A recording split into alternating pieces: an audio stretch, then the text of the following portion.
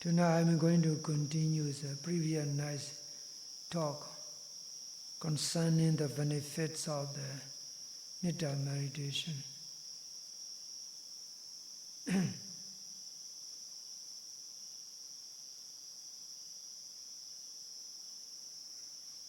I have already covered 6 benefits of Metta meditation.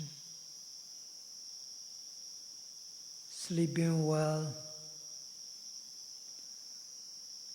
waking up well,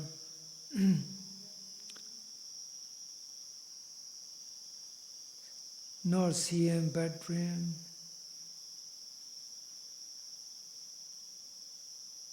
being admired by human being, being admired by non-human being,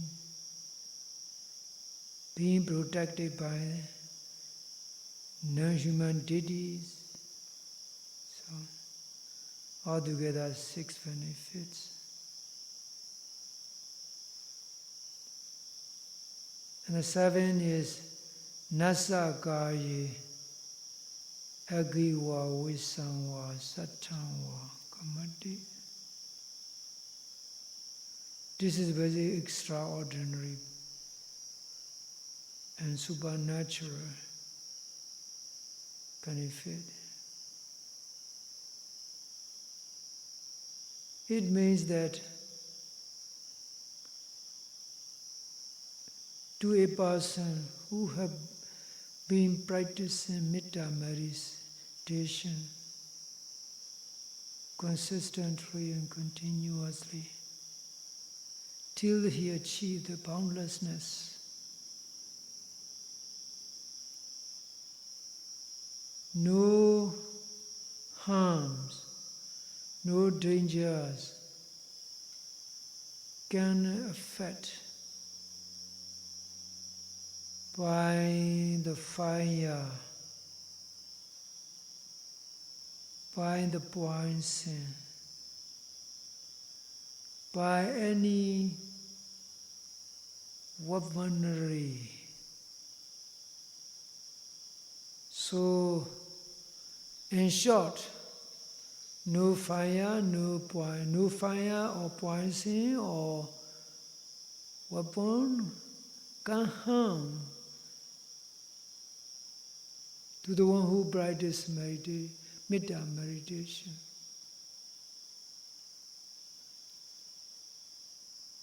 This benefit is extraordinary and beyond the natural realm, natural capacity, natural acceptability. Naturally, the fire usually burns. Poison also affects, and weapons also can affect. Because these have no life, no consciousness in them. Fire has no consciousness in it. The poison has no consciousness in it.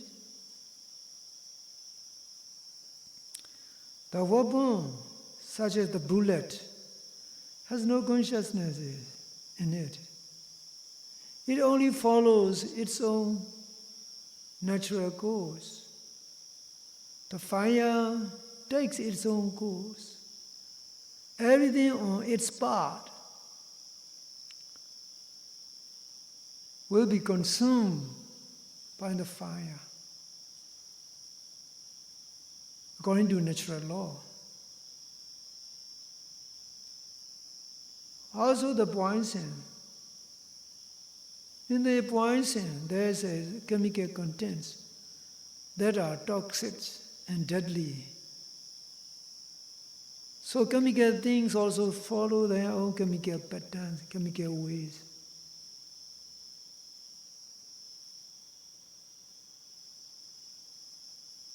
Weapon, such as the arrow that is being released from the bow, bullet that comes out from the barrel of a gun, follows the law of physics, the law of motion.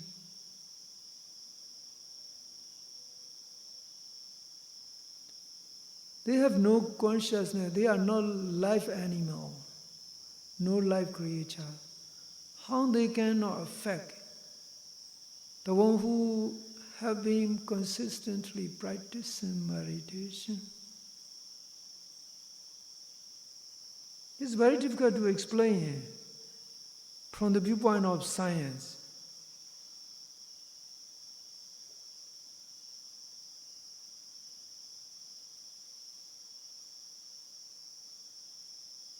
Ordinary people will even dismiss as nonsense.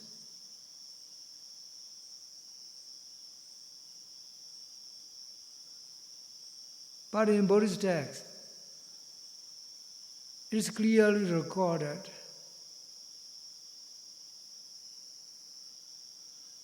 One outstanding incident is about a devotee, a lady devotee. Even though there are many wonderful incidents happen to the Buddha, I will only share incident happened to the one devotee during Buddha's time. The devotee's name is called the Samawati. Samawati is the name of a lady, which means Mrs. Gold, because her complexion is beautiful. She was the queen of a king named Uttena. There are 3 queens of the king Uttena. The first queen is called Vasulattata. The second queen is called Samawati. The third queen is called Magandi.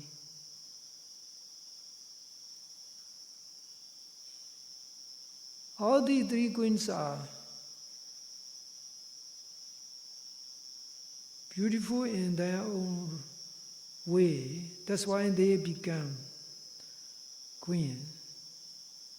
Of the 3 queens, Magandi is the very cunning, even though she is the most prettiest of all.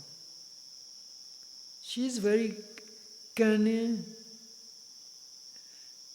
and she is also very vengeful.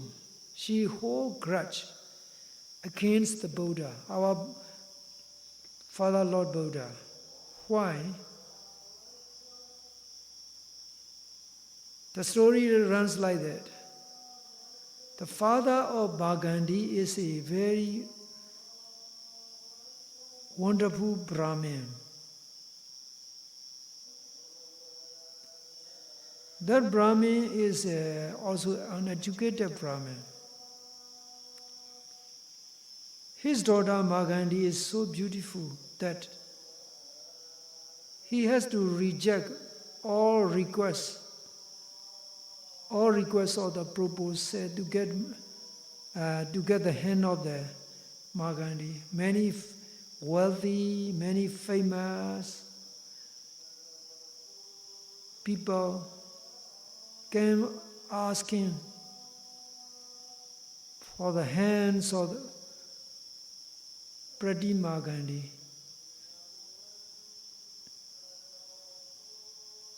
The father always refused. You don't deserve to be spouse of my beautiful girl. So he rejected. Because he is expert on the physiognomy.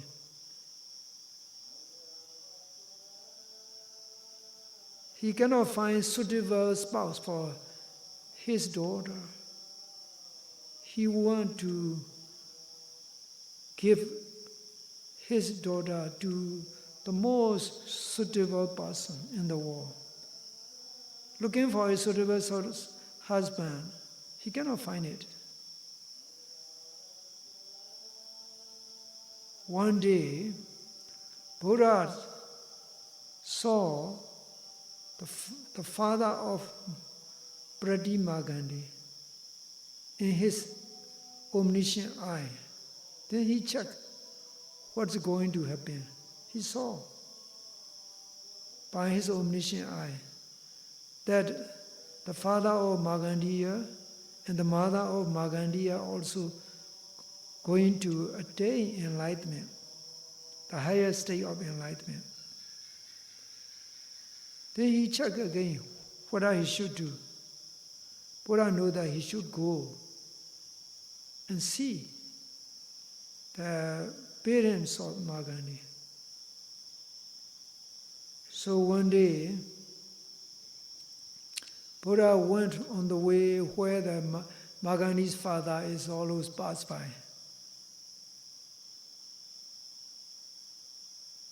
Buddha showed only his footprints on the road. And the father of Magandi saw the Lord Buddha passing by. And he approached quickly to the Buddha. He quickly approached the Buddha. Sir, will you accept my daughter? Because only you are the suitable person for my daughter. Because you have all the necessary physical personality and physical marks. Buddha doesn't say anything. Buddha remained quiet. Then saying these words, the father of Magandiya go back to his house and calling out the wife's name. We found out the right person, the right spouse for our daughter. Saying these words, he came running to his wife. His wife also come out of the house. Where you have find? On the road. The husband told his wife, oh, let's go and see. So both husband and wife go looking for the Buddha. They can no longer see the Buddha. Buddha intentionally left a footprint on the road. So the wife saw, the old lady, or the old lady who is also the mother of Magandi, saw the footprint. She checked the footprint carefully. Here I would like to tell you that Buddhas never have any footprints on the road, because if they leave the mark of the feet, it is indestructible. No winds, no other elements, no other creatures cannot destroy the footprint. So Buddha seldom put the footprints on the dirt. Footprints usually remain there only when intentionally left by the Buddha. Another reason is also it will unwholesome karma if someone walk on the footprints of the Buddha. So that's why Buddha never left any footprint. Usually Buddha walk and very quickly. Buddha's speed is quick. Buddha never left any footprint mark on the dirt unless it is intentionally left. So in this case, Buddha only left footprint.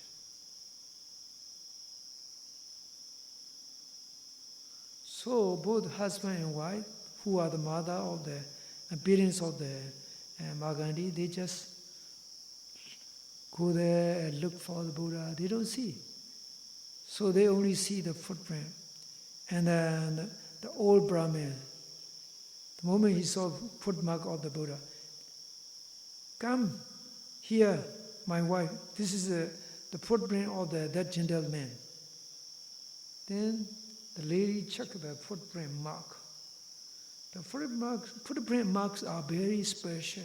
She knows because she is also expert in the physiognomy and ancient Vedic texts. Then she started telling to her husband,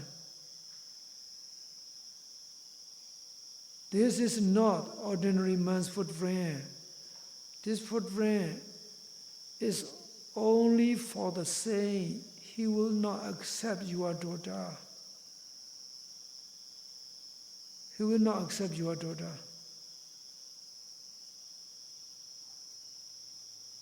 When told by the wife, the husband scolded her. Please be quiet. Your knowledge of physiognomy, your knowledge of the Vedic text is very much limited. I know more than you. Then the wife also argued, no, I can say clearly this is not the footprint of the ordinary human being. This footprint is only for the most holy enlightened saints who have overcome all kind of desire, all kind of defilement. While they are arguing, they saw the Buddha standing by somewhere. So both husband and wife approached the Buddha. The Brahmin, Pada Brahmin requested, Sir, please accept my daughter.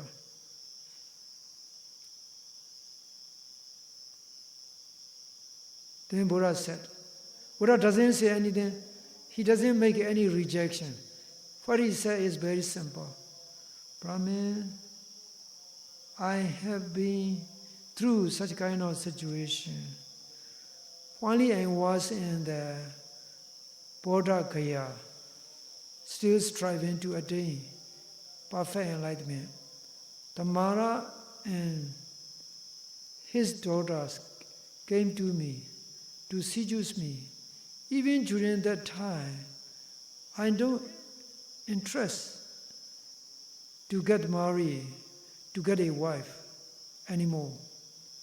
How can I accept your the most beautiful daughter, which is just only a human being who possesses human body and full of impurities? When Buddha said these words, Magandia is also coming along with her parents. She got very angry and thinking that this man, he should say that he doesn't want. Instead, he said, I am full of the impure stool and urine, all impurities. He should simply reject. Without simply saying rejection, he said, I am full of impure things. She feels insulted. So she holds a grudge against the Buddha. She had this very strong, long-lasting grudge against the Buddha. She wanted to cause harm to the Buddha.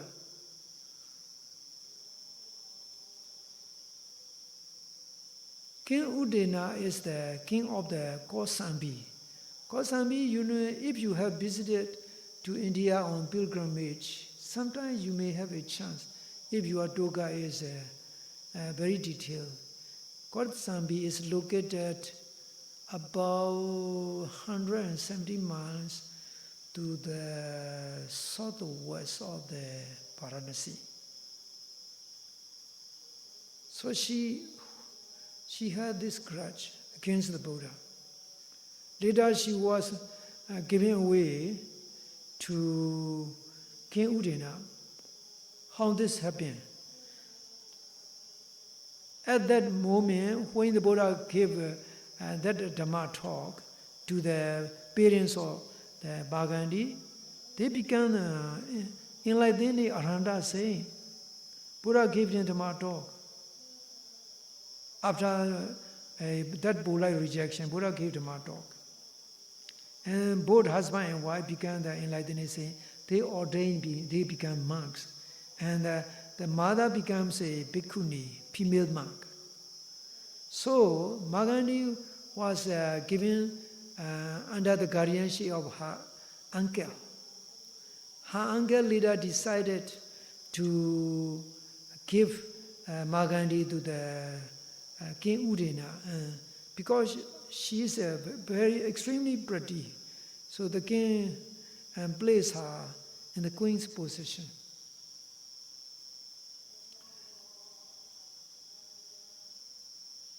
When Magandi heard the news about Buddha's visit to the Kosambi, she thought, one day I'm going to pay back my anger, I'm going to revenge for being insulted. She just keep thinking about that. Queen Samawati was a devotee of the Buddha. So this is a very long story. To keep the story short, one day, Magandi plot a plan. She gave the money to all the drunkards and those who are poor people, and instruct through her uncle to say abusive language to the Buddha and to the monk who are coming into the city on Amsara.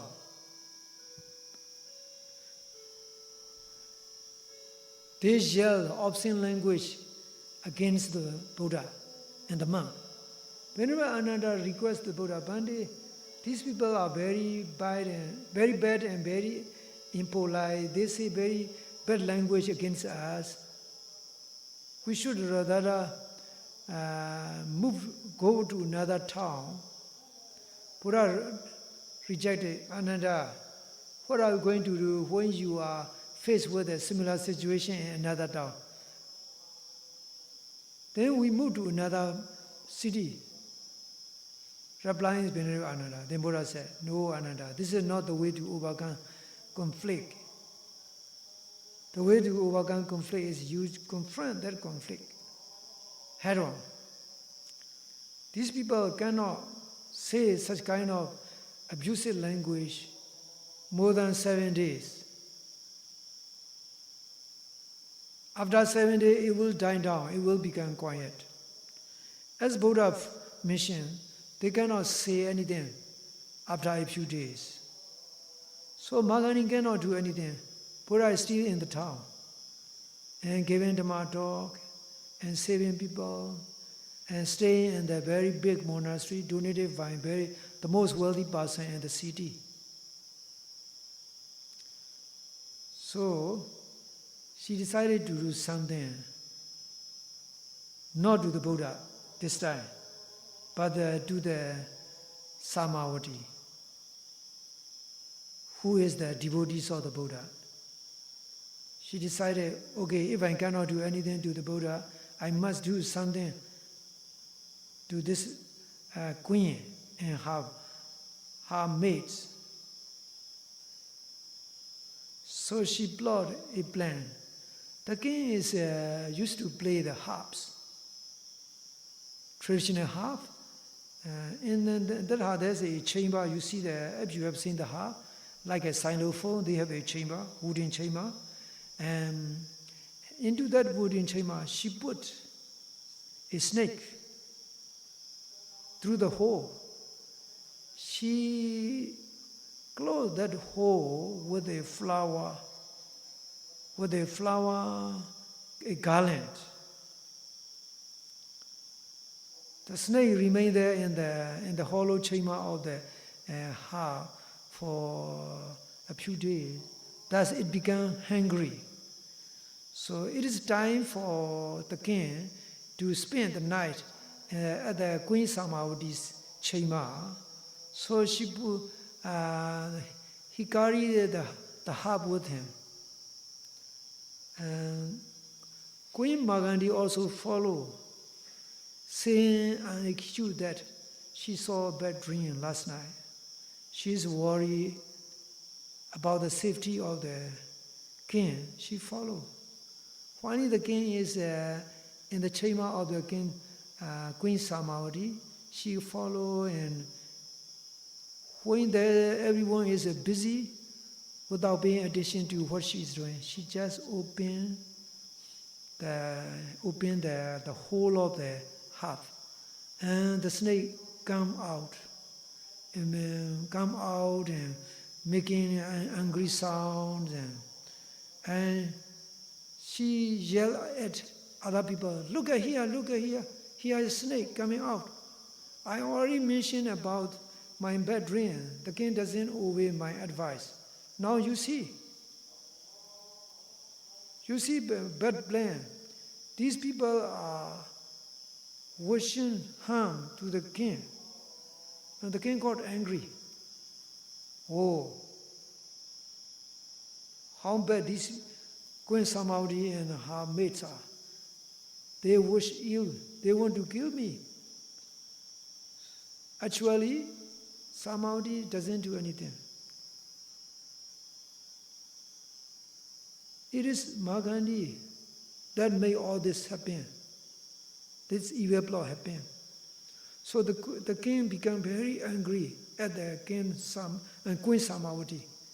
So he decided to kill Samavati and all 500 maids together with his own special arrow.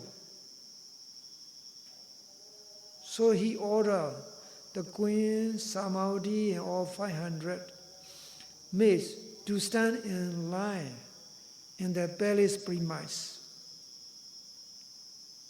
The king aimed at Queen Samavati's chest, straight into the chest, and he tried to release poison taint arrow. And the arrow come out the moment it released. Even though it go toward the Queen Samavati, it returned to the king and toward his chest. The king was very shocked. Why this happened? Because Queen Samavati has already instructed her maids, we have no refuge, no shelter anymore. It is our bad karma now. We should not be angry at the Magandi, also at the King Udena. Instead, we should transmit Metta strongly toward King Udena. While they are standing together, ready to die, they transmit Metta, closing their eyes. And they just keep transmitting Metta to King Udena. Their Metta is very strong because they have already attained the first stage of enlightenment. They are all Sotapanna. They have been practicing meditation for a longer time already. So the power of Metta caused the arrow to turn back toward the king. The king saw the arrow come in, not in high speed, just come running towards him, in gentle speed, ready to shoot his heart. He feel very shocked and he feel great fear. Then he go toward the Queen Samavati. He prostrate. He bowed down to the King Samavati. Please help me. Be my refuge, Samavati. I have no refuge but you. Please accept my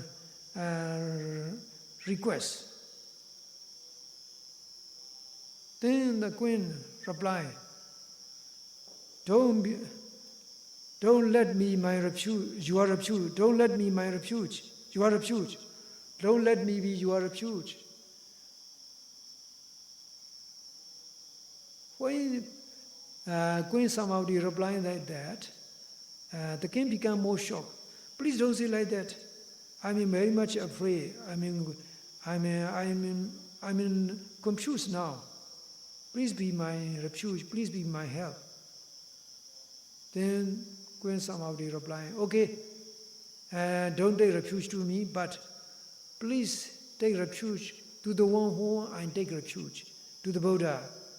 Okay, I take refuge to the Buddha, you take refuge. I also take refuge to the Dharma, you take refuge. I also take refuge to the Sangha, the one you take refuge. And you also be my refuge. Saying these words, he prostrated again and again. This is what is recorded. Since then, the King Udina became very humble, and also he became the disciple of the Buddha. Magandi, very disappointed. Very disappointed. Oh, what I want is the other, what happened is the other. And what to do now? She continued planning to do something bad out of her grudge toward the Buddha. She tried to cause harm to Queen Samavati. So her plan failed. One day, the King Udina was going to outdoors to his outdoor gardens. At that moment, she got a chance to burn the palace chambers where the Queen Samavati and her maids are staying. So she drew up the plan, and she asked her uncle to come with all the oil, cooking oil, and old clothes to wrap around the belly chamber of the Queen Samavati. And Queen Samavati and maids asked what she is going to do.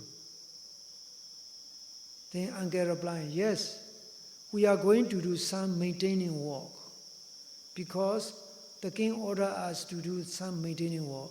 You stay inside, don't come out. So Samavati and her maids are inside.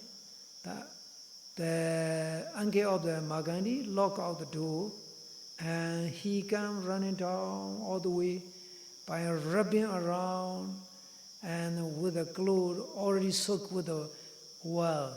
And then he started burning the whole building, and the whole building burned down. And it's a very sad story.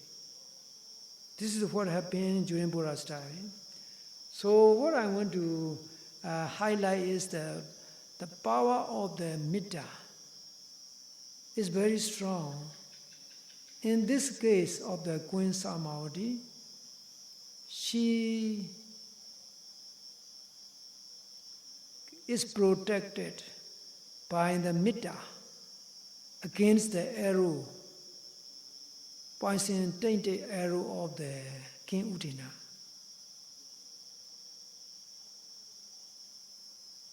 Also, there are practical stories of the Buddha. While the Buddha was staying in the forest, he was taken care of by elephant and monkey by his loving kindness, by his Metta.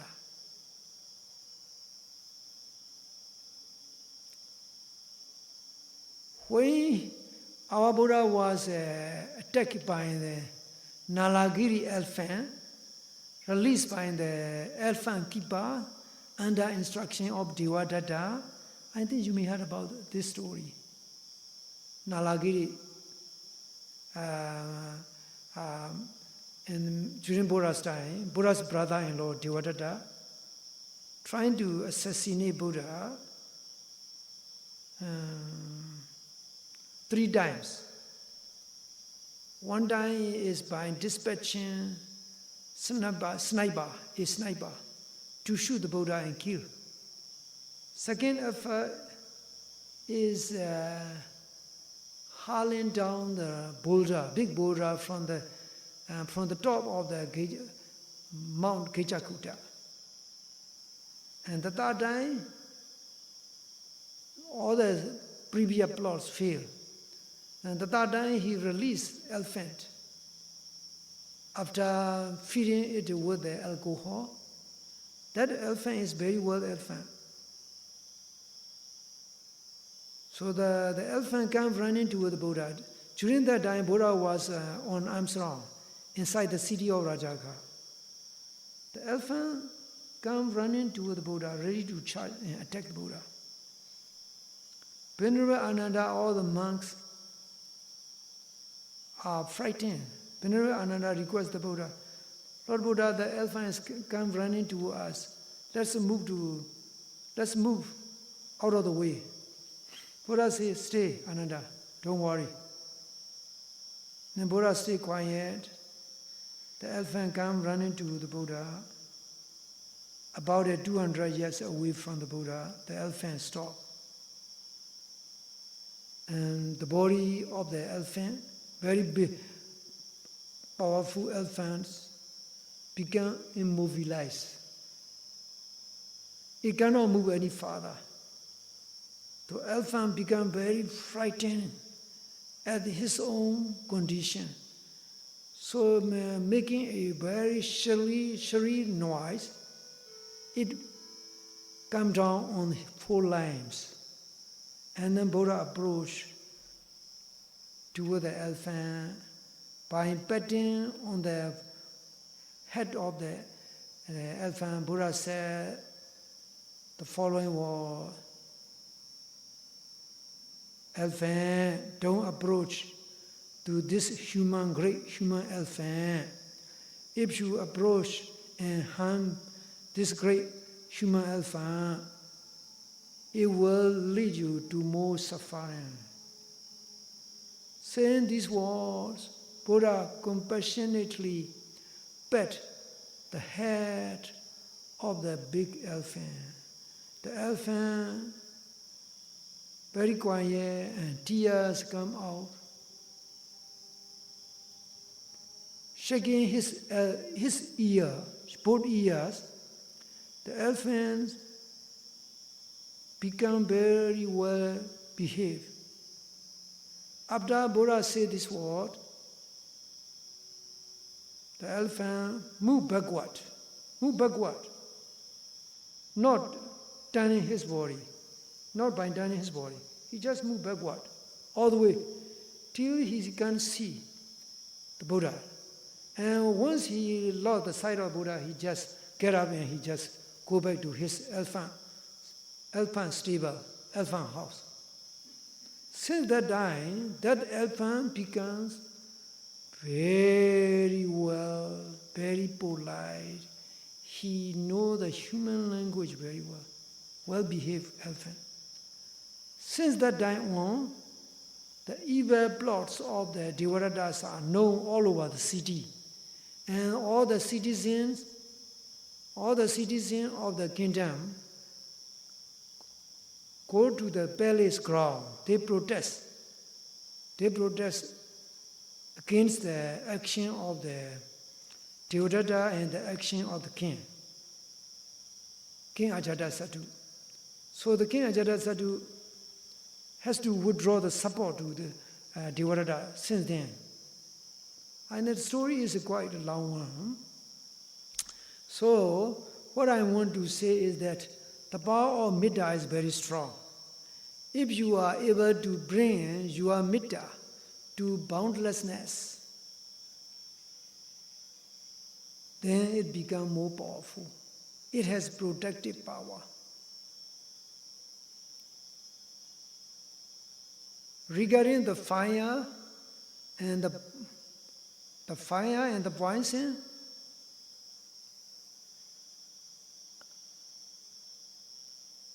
one practical event is regarding my teacher. My teacher used to practice meditation since he became ordained monk, till his last moment. One day he got attacked by a snake while he is doing walking meditation on the bank of a lake, because the monastery is located on the bank of a lake. It is evening time, but it is not dark. He saw the snake biting his feet. He just sent Metta to the snake. He also say the khanda prida on his feet where the snake bits. Just only a prickling sensation he got. No poison. No poison. Can't spread. So you have to trust the protective power of the Metta. Even though it is a supernatural, it is impossible from the viewpoint of nature. Regarding the fire, also you can see some important incidents happening during Buddha's time. But in this case, it is not about Metta, it is about the Nirasmapati. One venerable monk was sitting under the bush. Because he was in cessation state, very deep cessation state,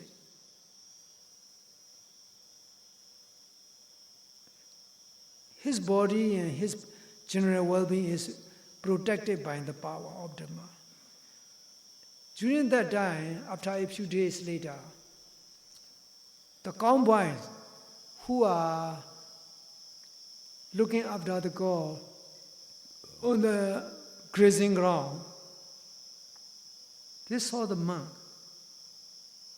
sitting under the bush, thick bush. One of the boys just got near to the monk. He just trying to poke with the hand and stick. The monk doesn't move. Then he called out the other boys, "Hey, come and look. Here we see the monk. He may be dead already." So the other boys also come. They touch the monk's body. The monk doesn't respond. And all the boys, they assume that the monk's already dead.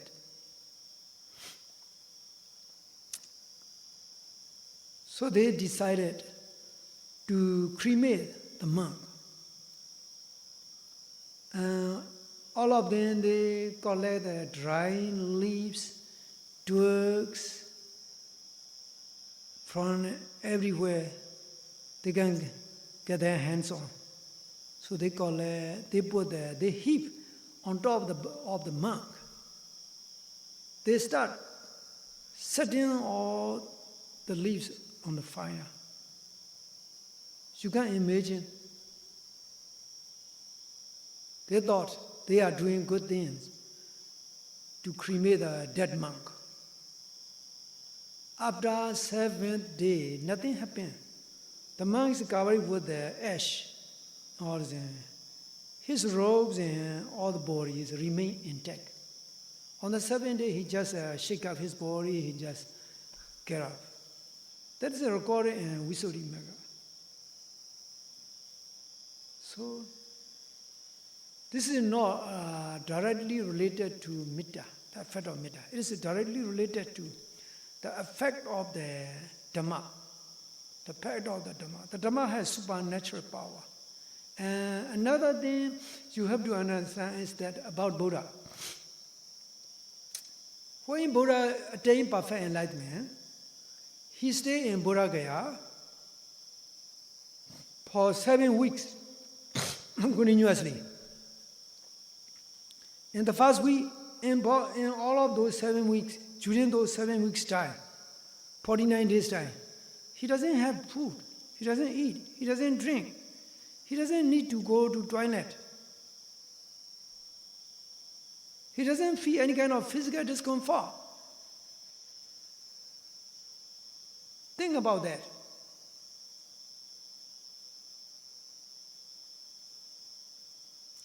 I want to quote original text. recorded in Vinaya Pitaka, because I can't remember these things, because I have finished my doing half Pitakas. I can still remember some of the things. Now let me go.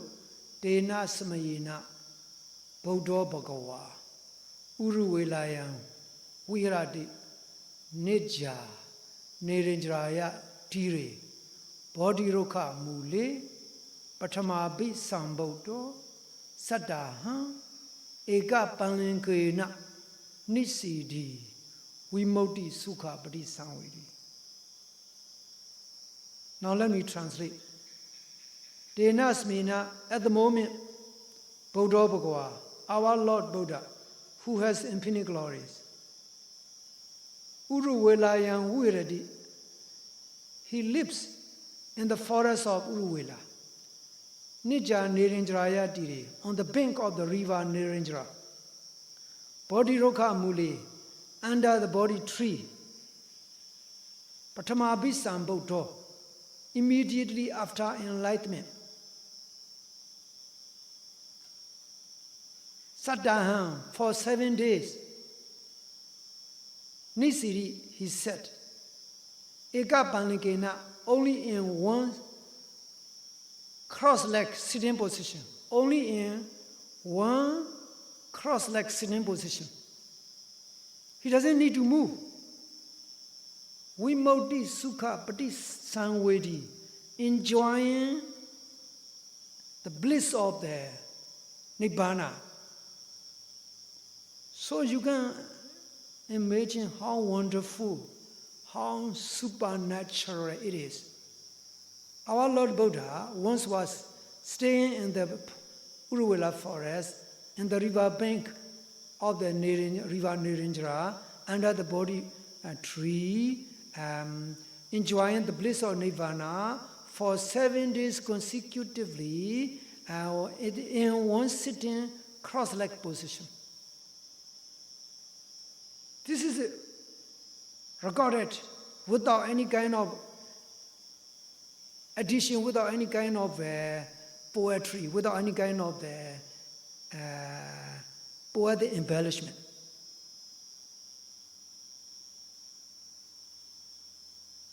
So the power of the Dhamma is very wonderful. You have to trust in the power of the Dhamma.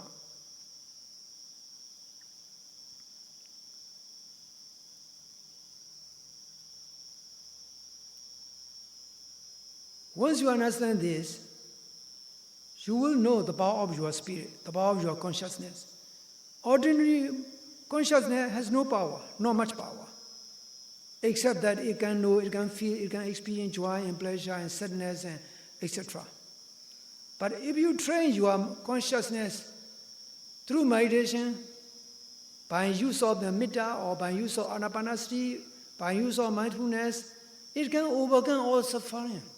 It can overcome stress, it can overcome grief, it can overcome anger, it can overcome other mental conditions too.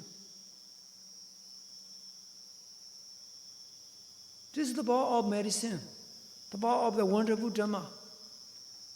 You have to accept, you have to trust this wonderful power of the Dhamma. Not only the power of Metta, the power of the all holy and sacred Dhamma is already there. It is self-protected, self-manifesting.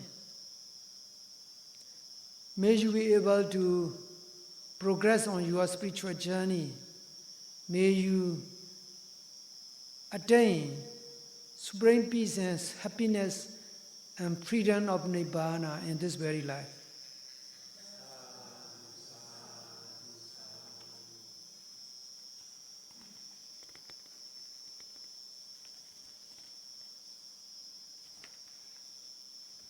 Okay, now another 5 minutes. Let's do transmission.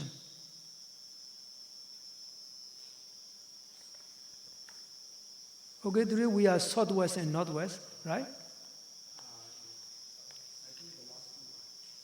Last two?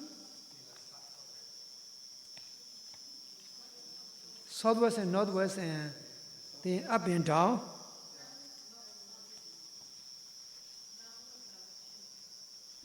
Downward direction. Okay, okay. Northwest or downward direction. Okay, then let's start.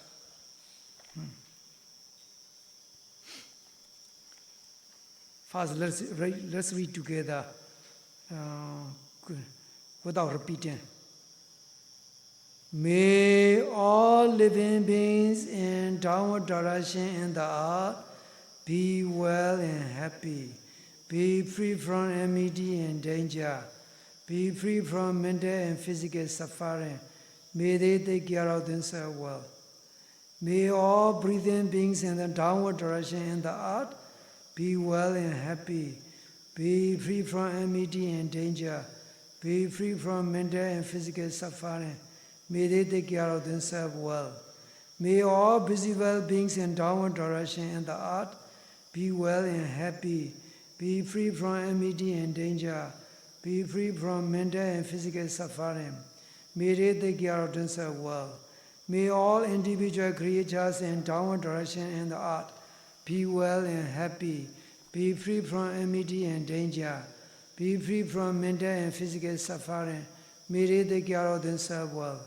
May all those having body and mind in downward direction in the earth be well and happy, be free from enmity and danger, be free from mental and physical suffering. May they take care of themselves well. May all male creatures in downward direction in the earth be well and happy, be free from enmity and danger, be free from mental and physical suffering. May they take care of themselves well. May all female creatures in downward direction in the earth be well and happy, be free from enmity and danger, be free from mental and physical suffering. May they take care of themselves well. May all we better leave this. May all know enlightenment. Let's be well and happy, be free from enmity and danger, be free from mental suffering and physical suffering. May they take care of themselves well. May all devas in downward direction on the earth be well and happy, be free from enmity and danger, be free from mental suffering and physical suffering. May they take care of themselves well. I think all human beings in downward direction in the earth may not be relevant. Now, so let's go to invisible, non-human being. May all invisible, non-human beings in downward direction in the earth be well and happy, be free from enmity and danger, be free from mental suffering and physical suffering. May they take care of themselves happily. Okay, now reaching out to all beings in the sky, upward, and in the heaven. May all living beings up in the sky and heaven be well and happy, be free from enmity and danger, be free from mental suffering and physical suffering. May they take care of themselves well. May all breathing beings up in the sky and heaven be well and happy, be free from enmity and danger. May they take care of themselves well. May all visible beings up in the sky and heaven be well and happy, be free from enmity and danger, be free from mental and physical suffering. May they take care of themselves well. May all individual creatures up in the sky and heaven be well and happy, be free from enmity and danger, be free from mental suffering and physical suffering. May they take care of themselves well. May all those having body and mind down in the or up in the sky be well and happy, be free from enmity and danger, be free from mental and physical suffering. May all male creatures up in the sky and heaven be well and happy, be free from enmity and danger, be free from mental suffering and physical suffering. May they take care of themselves well.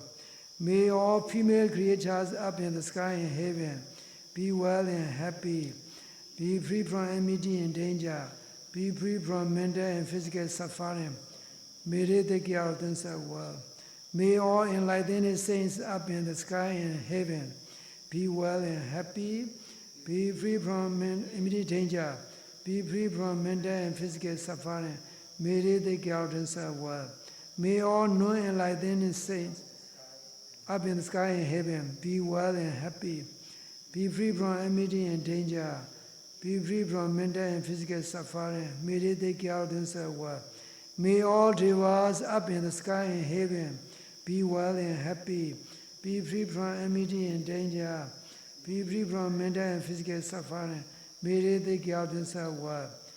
May all invisible non-human beings up in the sky be well and happy, be free from enmity and danger, be free from mental suffering and physical suffering.